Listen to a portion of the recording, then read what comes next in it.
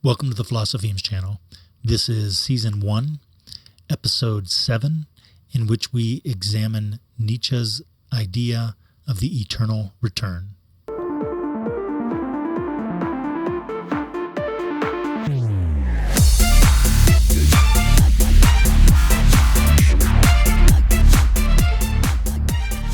So initially, when I began putting together the PowerPoint for this episode, I thought to myself, well, I've got to take all of the content that I've already written about the eternal return and put it into a PowerPoint.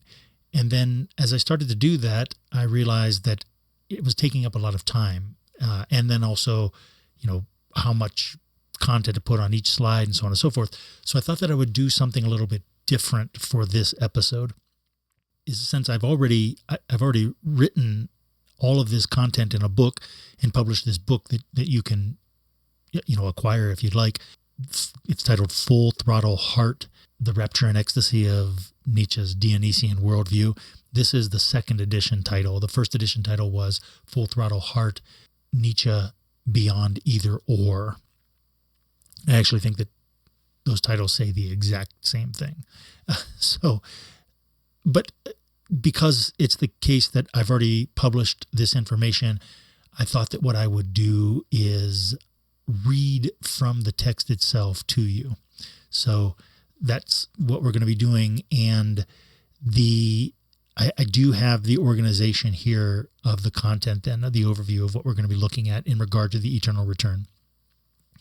This, by the way, forgive me for mentioning, but I just want you to know that this is the result of a tremendous amount of research. So I understand that there are other presentations in regard to the eternal return on YouTube and other characterizations of the eternal return on the internet that maybe don't include this information or lead you in a different direction.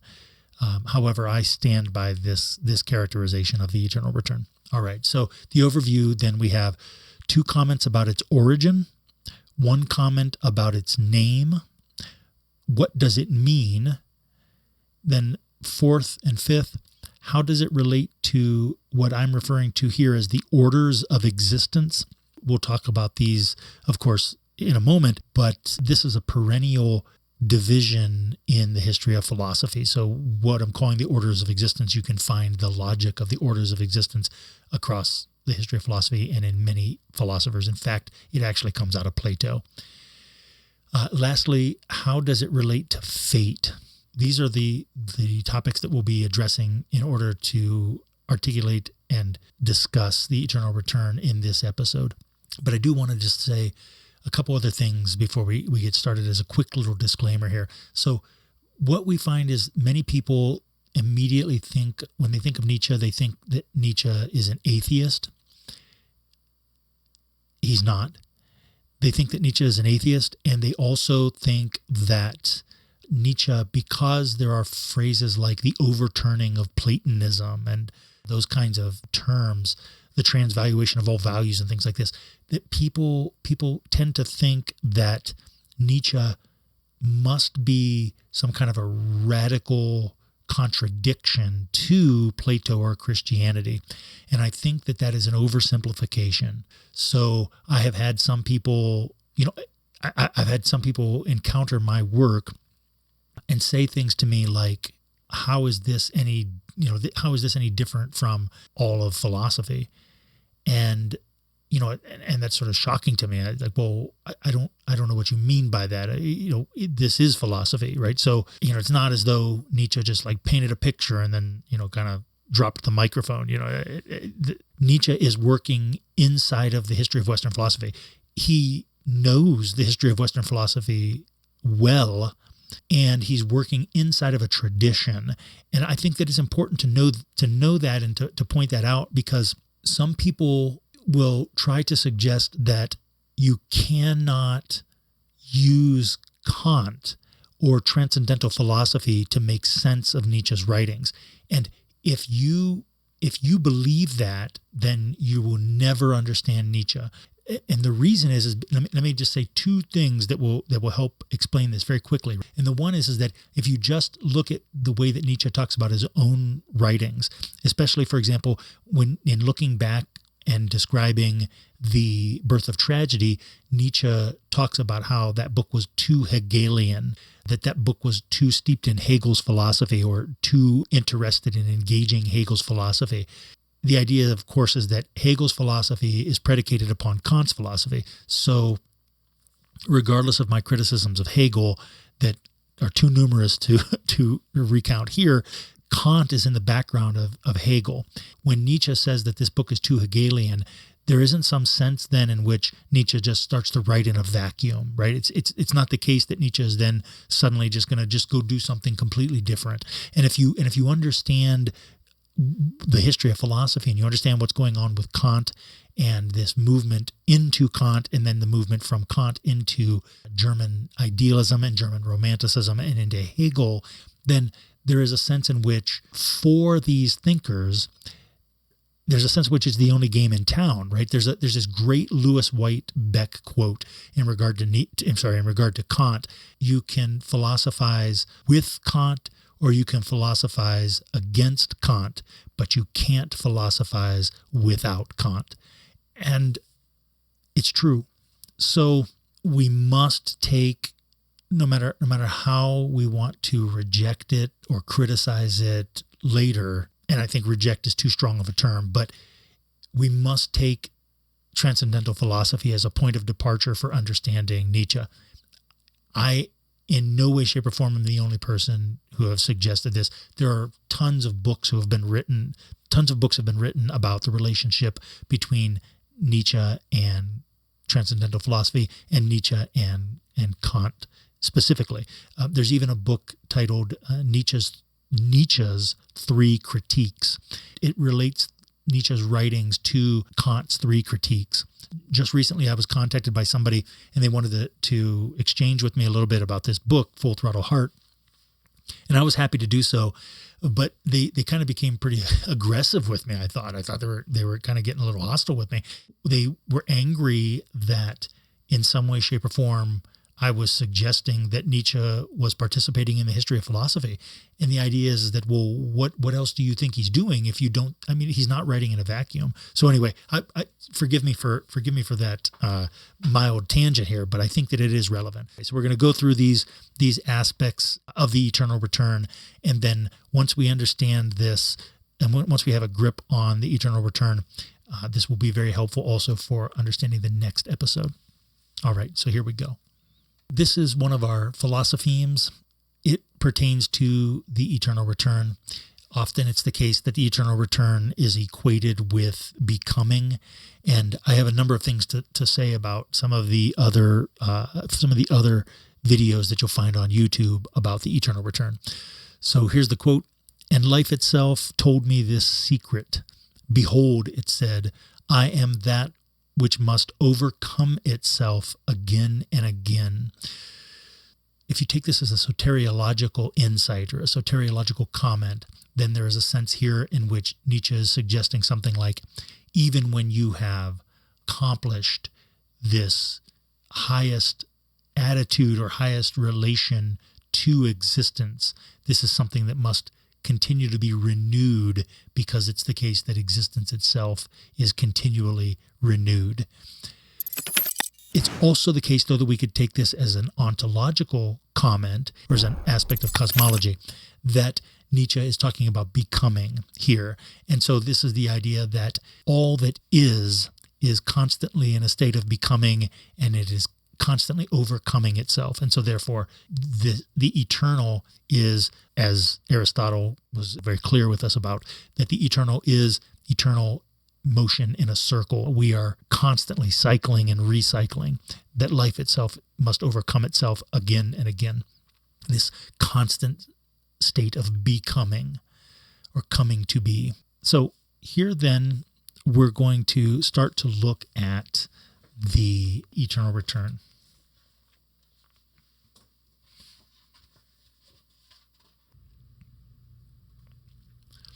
There's much to say about this idea, and much to say about its origin. However, for now, we will only comment on the most relevant 5 introductory points.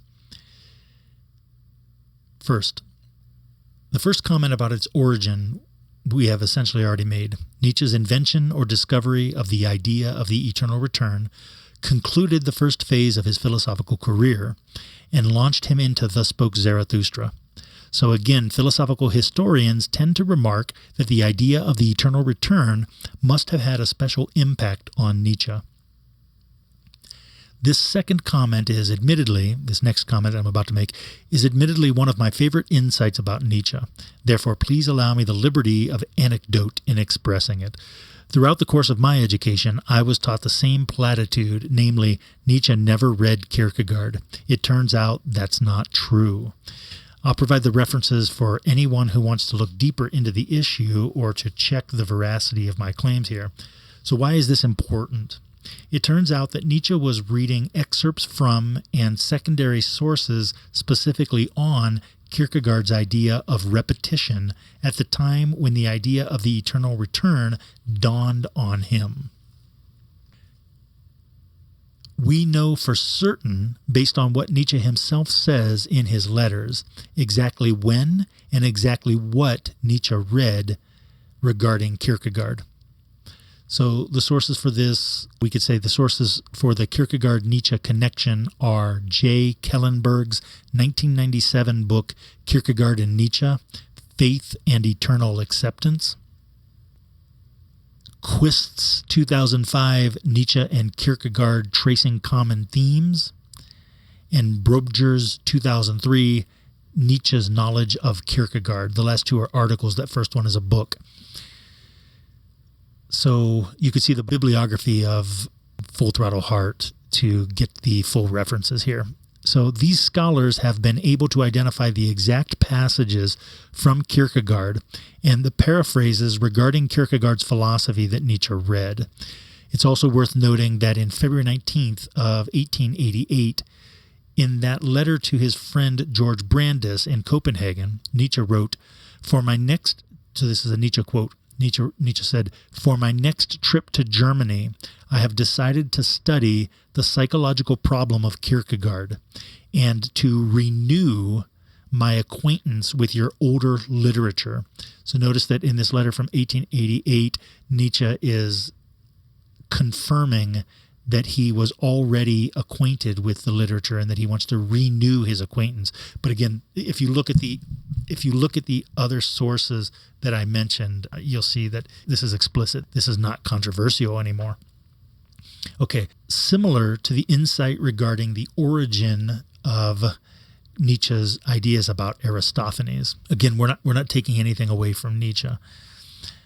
The insight regarding the fact of Nietzsche's exposure to the idea of repetition in Kierkegaard, what it does for us is that it opens up a space for dialogue regarding the similarities and differences between repetition and eternal recurrence. And more importantly, regarding how these thinkers credited with giving birth to existentialism understood divinity. Nietzsche was already well aware of the difference between the Greek and Jewish understandings of time. That is, it is Greek to think of time as a circle and Jewish to think of time as a line. Moreover, Nietzsche was versed in the Stoics, so the idea that we may be repeatedly dying, repeatedly subjected to birth and rebirth, should not have struck him as overly novel.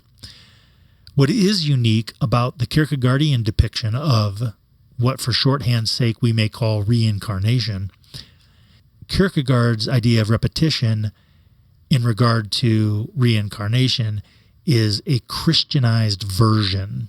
So there are 3 things Nietzsche could have discerned from out of Kierkegaard's treatment of repetition. 1. Kierkegaard's notion of repetition is rooted in his discussion of despair and his articulation of the tripartite structure which he appropriated from his favorite philosopher, Kant. And I'm referring to this tripartite structure as the orders of existence. 2. For Kierkegaard, successfully traversing the orders of existence means having a relation to divinity beyond what Nietzsche and Aristotle would refer to as the herd, right? So beyond the common understanding of the divine.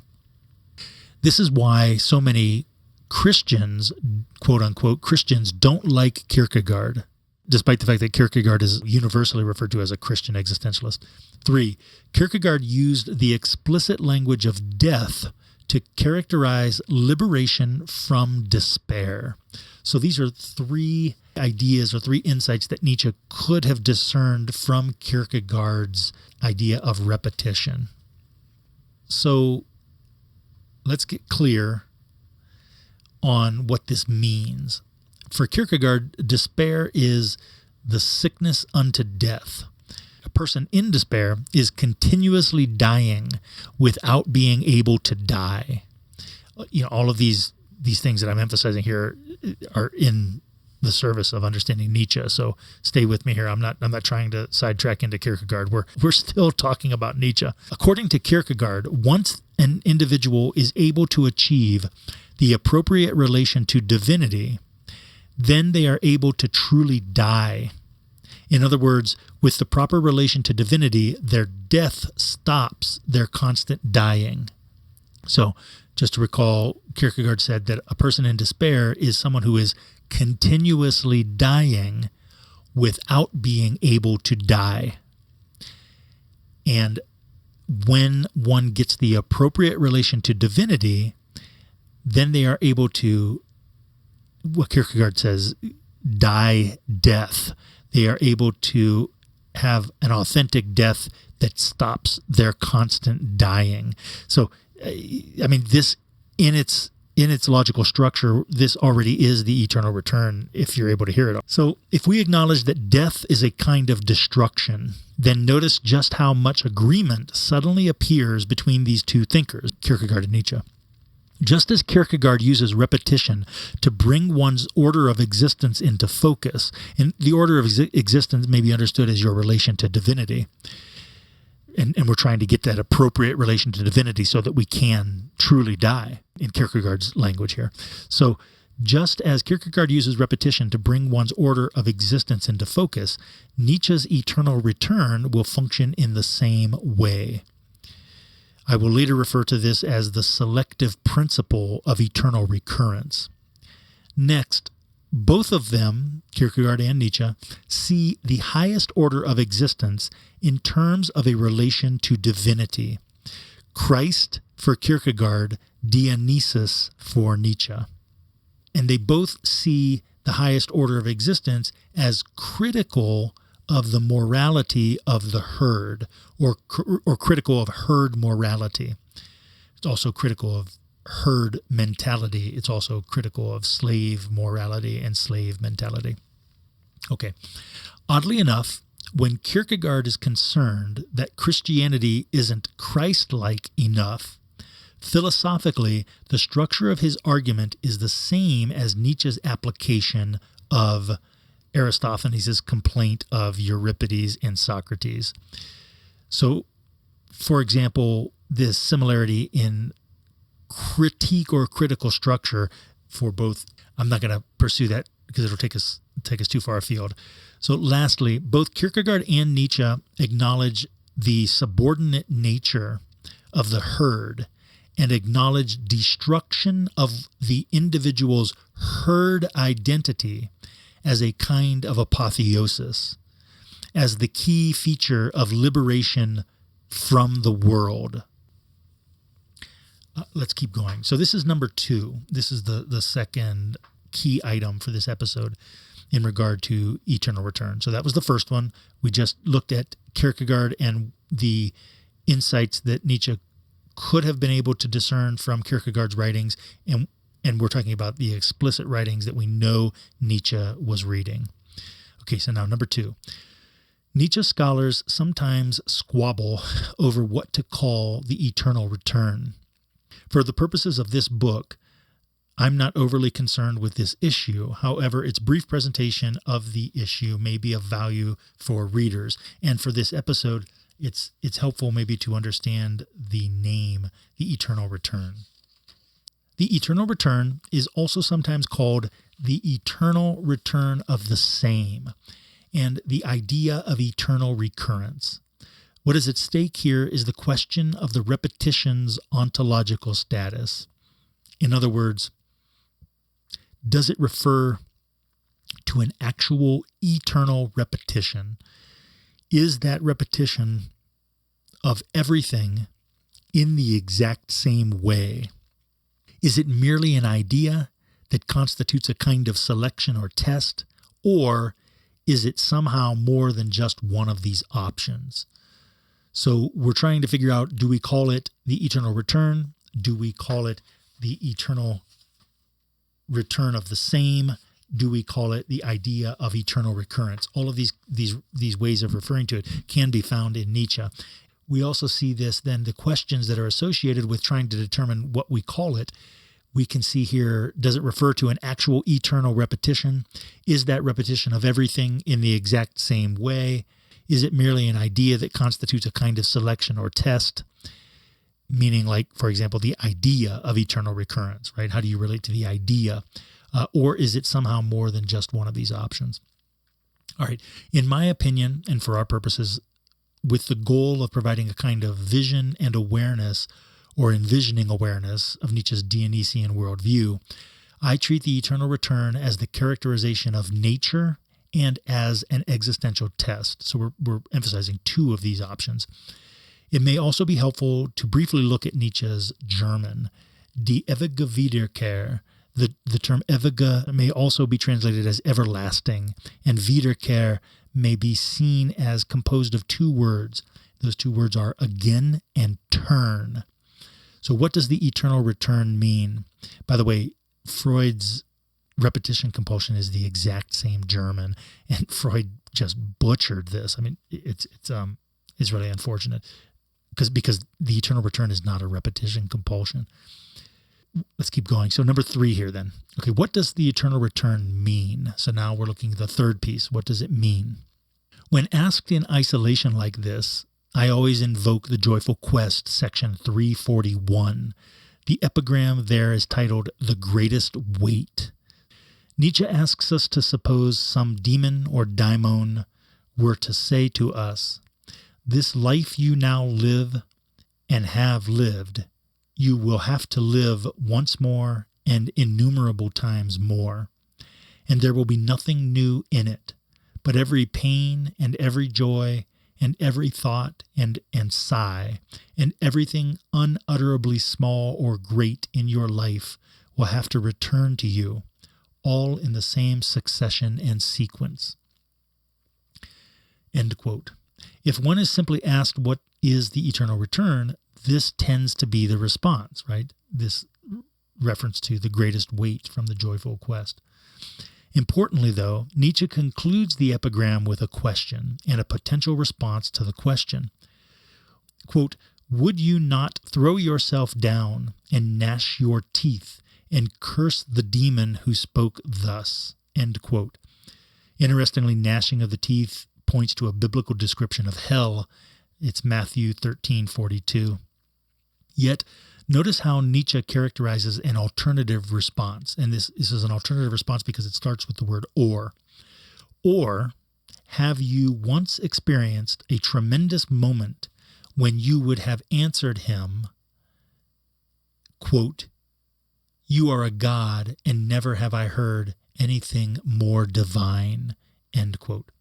So Nietzsche is asking us this. This is how we can see it as a kind of test, right? Nietzsche is saying, how would you respond to this?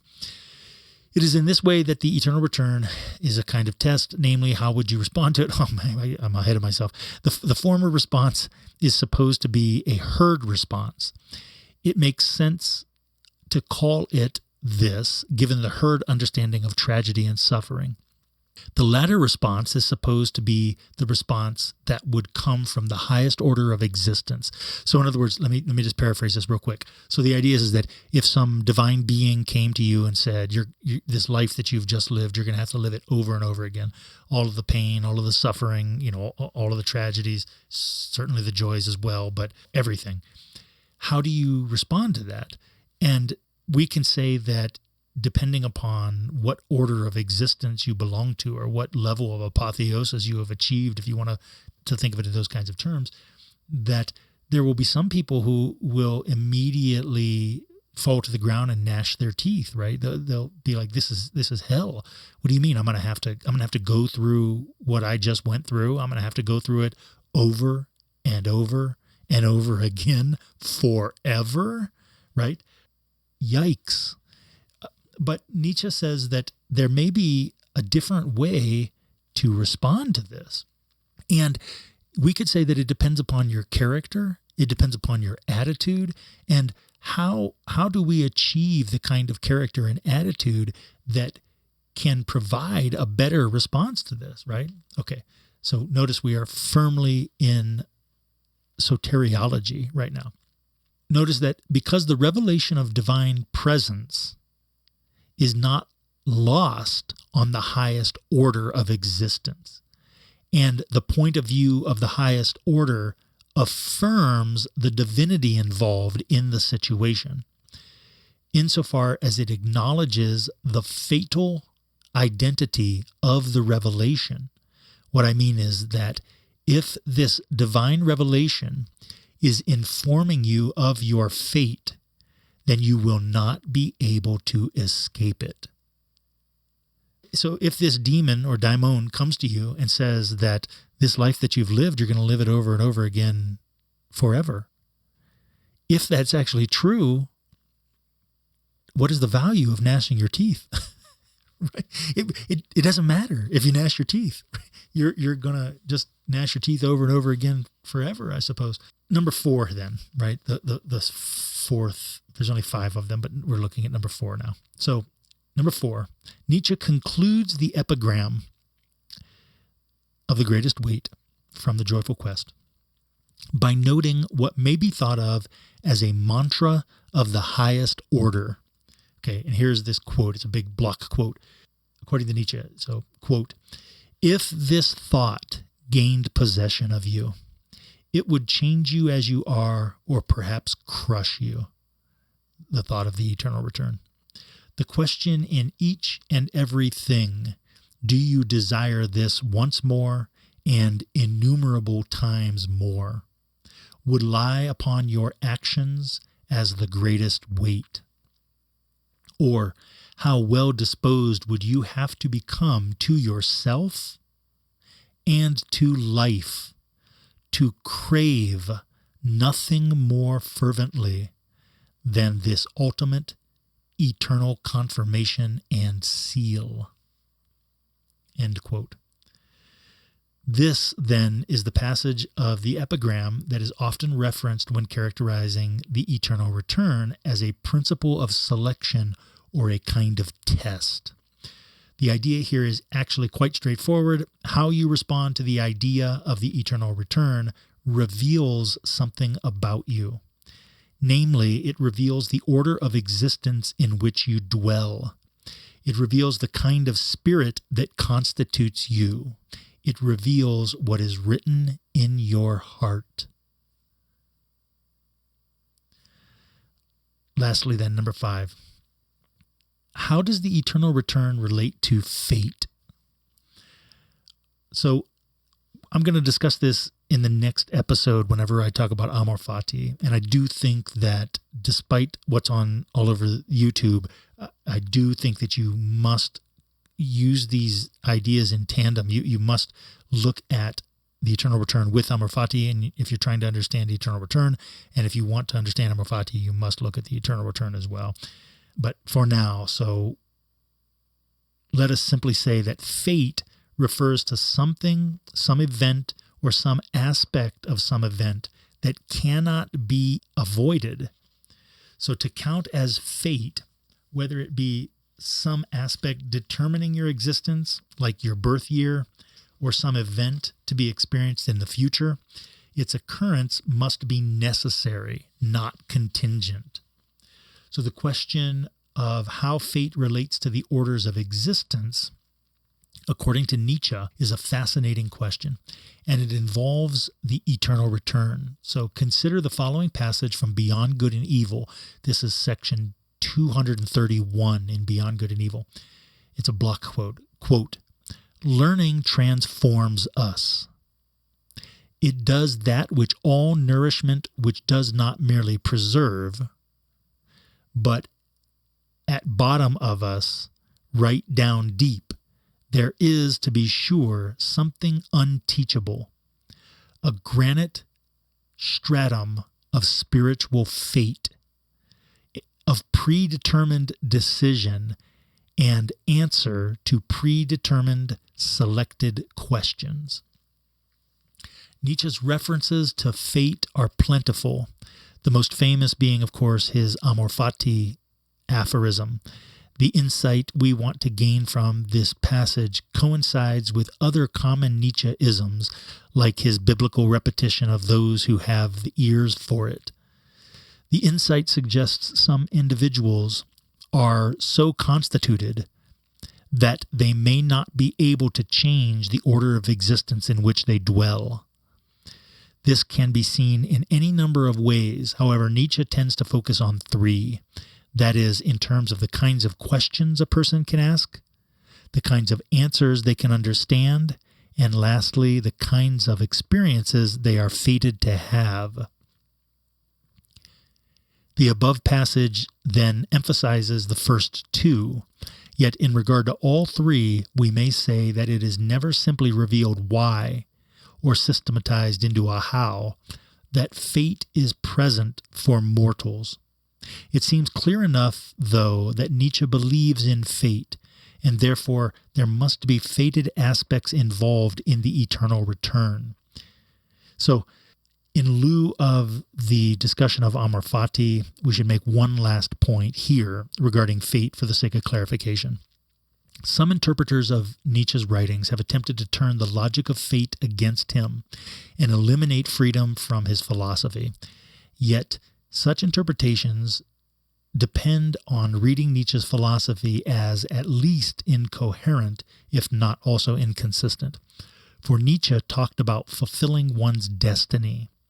Further, it seems clear enough that, like Aristotle, the development of a character type over time by way of habit and attitude constitutes a minimum of freedom, such that we cannot eliminate the value of existential choice from Nietzsche. I'm going to talk about this extensively in the next episode on Amor Fati, because what we find is that a lot of the information on the internet in regard to the eternal return in Amor Fati is incorrect, in my opinion. And I'll just quickly reference this by saying that Nietzsche is not a Stoic. Nietzsche is not a Stoic. If you think that, and I see this repeatedly over and over again on YouTube and Instagram, that people basically just say the idea of Amor Fati is a Stoic idea, and Nietzsche is just repeating this Stoic idea, but that's not true. That's not true. We'll see that in the next episode. So, in other words, though recurrence itself may be fated, some individuals seem to have command over a sufficient amount of momentum regarding their experience of existence for us to say of them that they are choosing their order of existence. To pick an example at random, consider the Will to Power, section 870, the Wille zur Macht, which by the way, I also advocate for translating that as the will to creativity, or the will to actualization, if you want to really get heavy into the history of philosophy. So anyway, the Will to Power, section 870, quote, "The best things have been slandered because the weak or the immoderate swine have cast a bad light on them, and the best men have remained hidden and have often misunderstood themselves." End quote. In this example, Nietzsche seems to be suggesting that it is not necessary that these best men misunderstand themselves. Therefore, if it is not necessary, then it is something that we have control over in regard to choice, for example.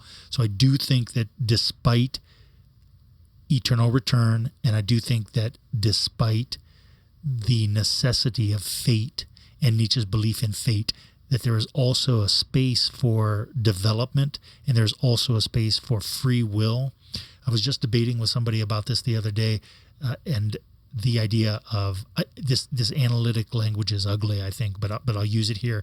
This idea of a contra-causal theory of free will, and they were suggesting that contra-causal, meaning that you could have acted in a way other than the way that you did.